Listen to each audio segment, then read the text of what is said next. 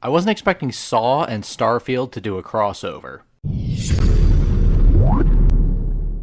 Hey there explorers, I am Doodleman149 and today I'll be taking you on a guided journey through Starfield's latest official mission available through Creations, Escape.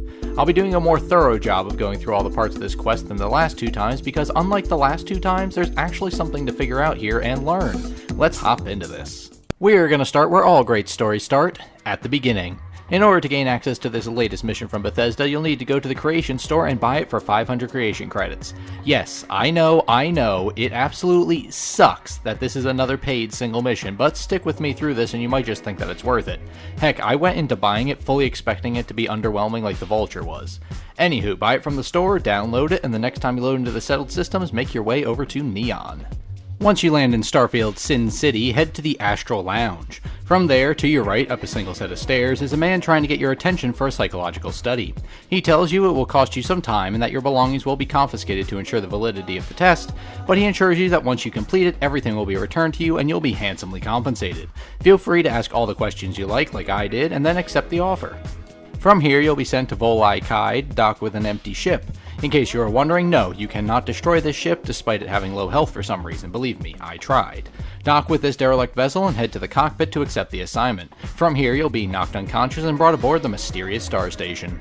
Once you awaken, you'll be greeted by Ava, another contestant in this experiment. She'll give you the lowdown on your situation and task you with getting the server fans running on your side while she does the same on hers. To do this, you'll need to find power cells scattered about and hidden around the room. One of the ones you find you'll need to give to Ava so she can power up her half of the fans as well. Most of them are fairly easy to find, with one being a little tricky. You'll find a dead scientist near a chair on an elevated platform to the left of where you started. There's a note near the body that mentions not knowing where the last power cell is, but will also say sometimes it's best to sit down and take a breather to think things through. Handily, there's a chair right next to where you find this note. Simply take a seat and the locker in front of you will open, revealing a power cell. The area where you have to insert your power cells is blocked behind cracked glass. Ava will mention that it looks breakable, so turn around from your current position and head down the ramp to grab the emergency axe on the wall to break the glass. You'll also notice that when going down the ramp there are some arrows on the floor. Follow these and they'll lead you to a false panel on the wall. Open it to find a key to the vent that was up near the power modules. Open this to find a weapon and a clue from a mysterious Clara Anglin. You actually should have gotten her first note in the cabinet you opened when you sat in the chair. The first note mentions to follow the arrows on the ground. Those are the ones that led you to the false panel before. This next note mentions to take a look for her arrows and destroy all the cameras you can find. It also puts out there that the experiment as a whole is a lie. What does that mean? We're on our way to find out. Once you have all the power cells inserted, there's 4 buttons near the dead scientist that need to be pushed in a certain order so that all the lights on top turn green. I don't know for a fact if there was an exact way to know this order, but I did some quick trial and error. Numbering the buttons 1 through 4 from left to right, first hit 1, then 4, then 2. This will activate the fans, meaning now all you need to do is turn on the servers, which is easier said than done. Heading down the ramp, hit the button on the first server to your left, then do your same, making your way all the way to the right, hitting the last one near Ava last. The lights will begin to pulse from right to left, so I took that as to hit the left server first.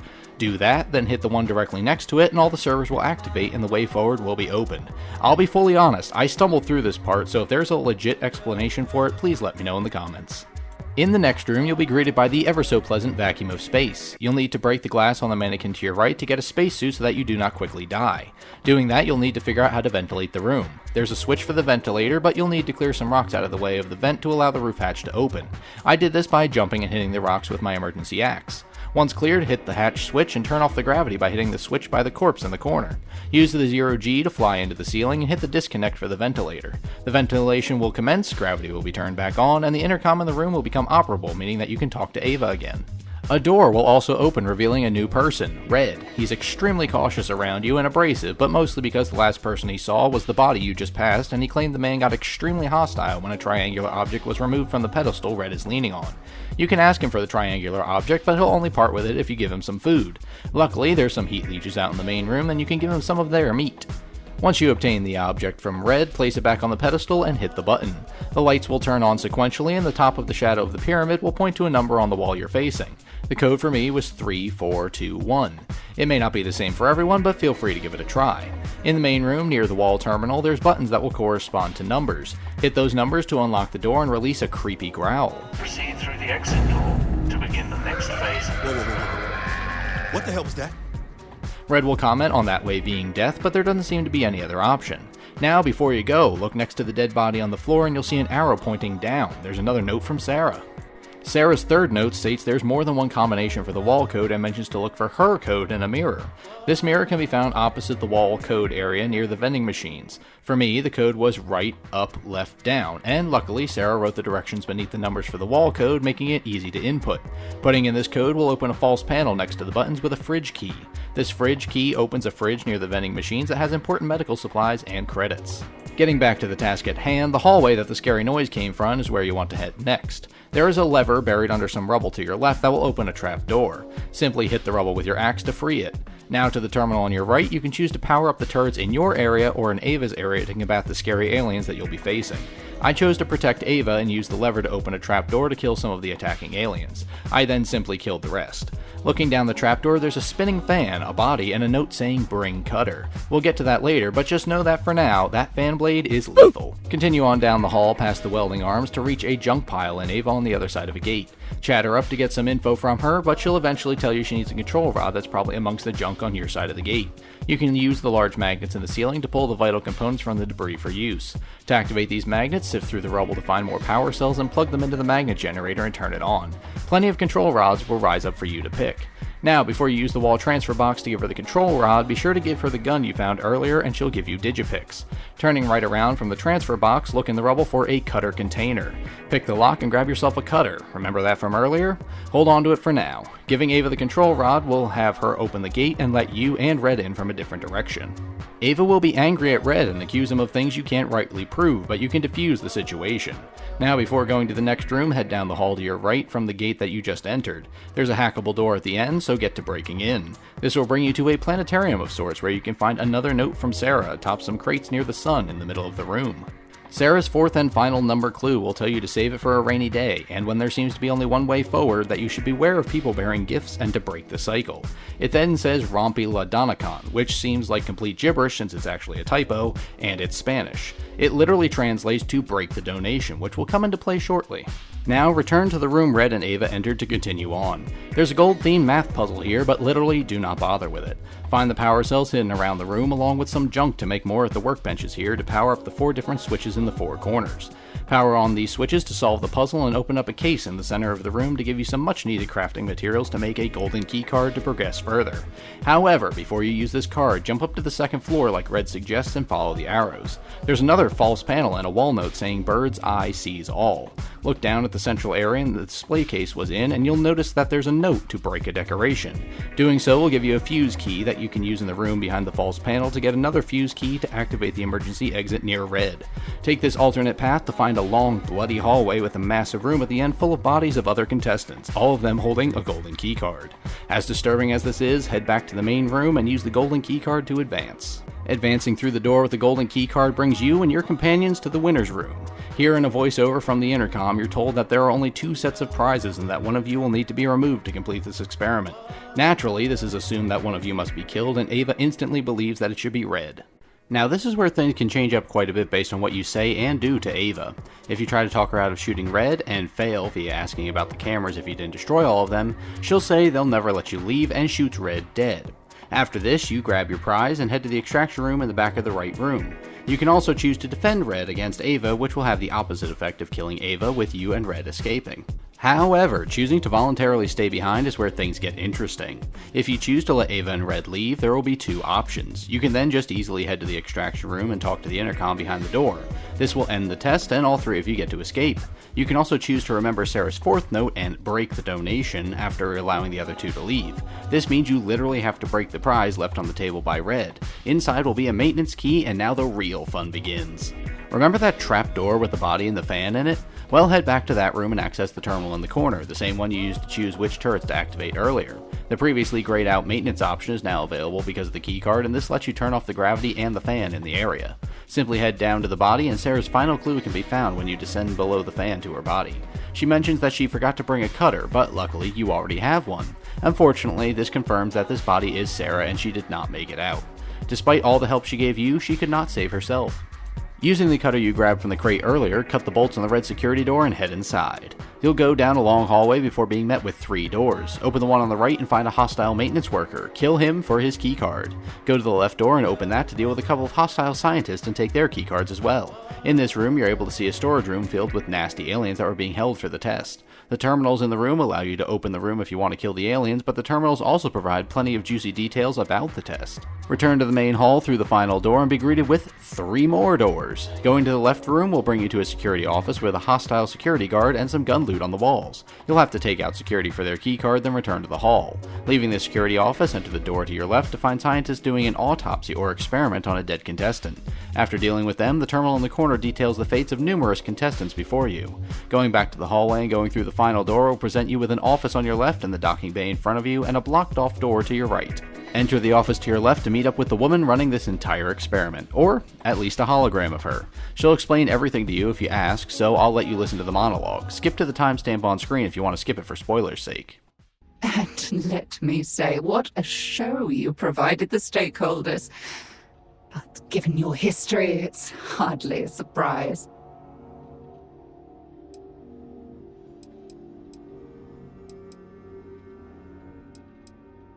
Is that a rhetorical question? I trust you know the nature of this study by now. And yet you wish to hear me confirm it. Interesting. Still, no one could have predicted you'd make it this far. That, my child, is a testament to your perseverance, character, and history.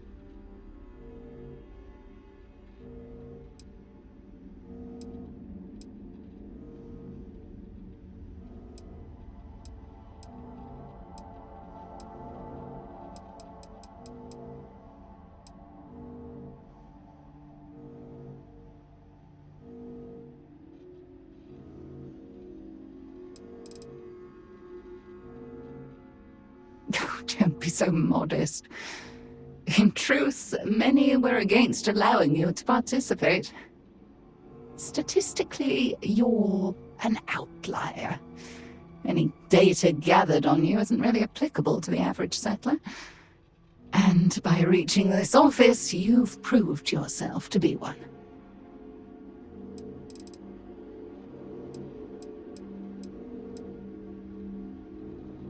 I'm sorry you feel that way. You came all this way. Surely we can talk a little first. If you don't mind telling me, having survived it, what did you think? How do you feel?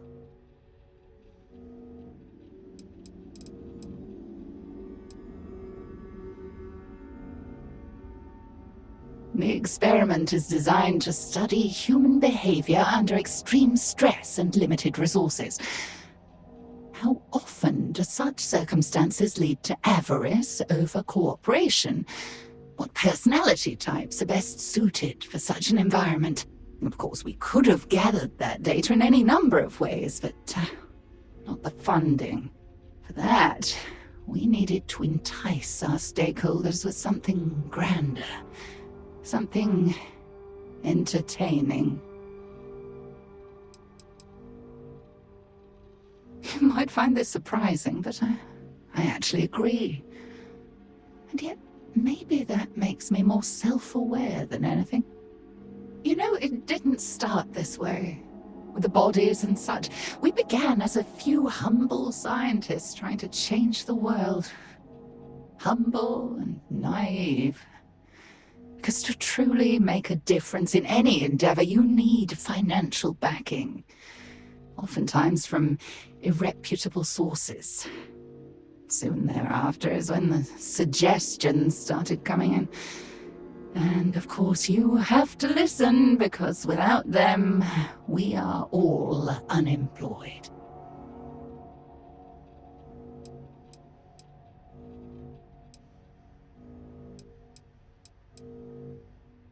I understand your feelings, but it's not so black and white, is it? There are other projects besides Mammon, after all. Projects that saved lives. But yes, my dear, I'm not going to insult your intelligence and tell you this was done purely for scientific reasons. You'd see right through such a transparent lie. as I've made clear, my motivations were far more basic. I did it for the money. The question now is what you do from here.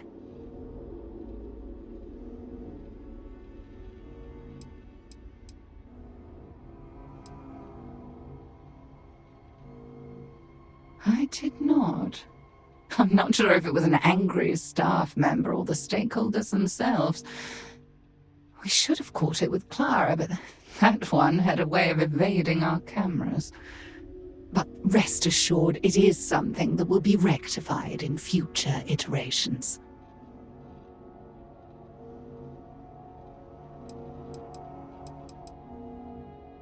I understand, which is why I'm unable to meet you in person. In any event, while I am left with questions, I believe you have all your answers. At least all that I'm willing to divulge. You will find your belongings in the docking bay, as well as a ship you can commandeer. Goodbye, my child. Remember that you always have a choice. I trust you'll make the right ones.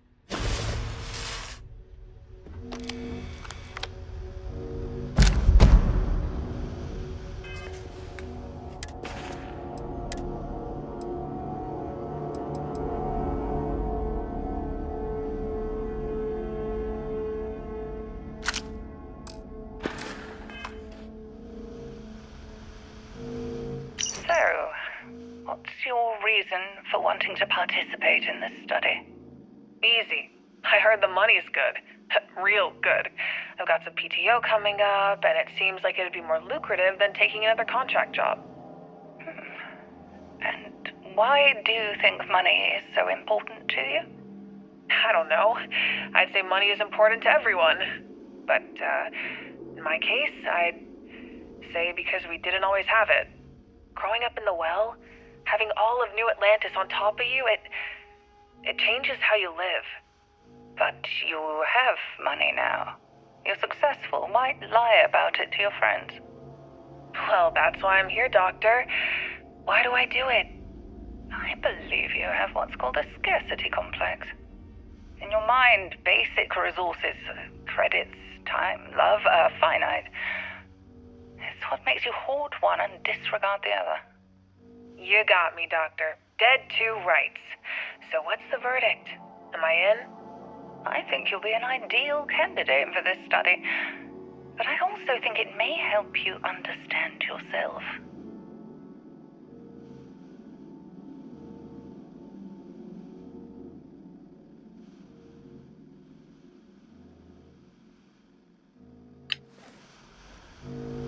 So, what made you take an interest in what we're doing here? Look, I was just fixing the pipes. I noticed the false panel in the back, and that's how I found this room.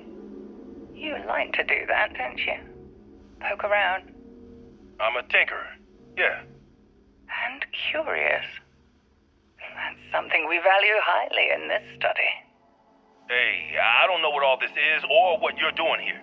I'm here to do maintenance on the station. Just let me do my job, and I'll be out of your hair. I'm afraid that's not possible. Your contract is very explicit. But not to worry. I think we can find an alternative solution.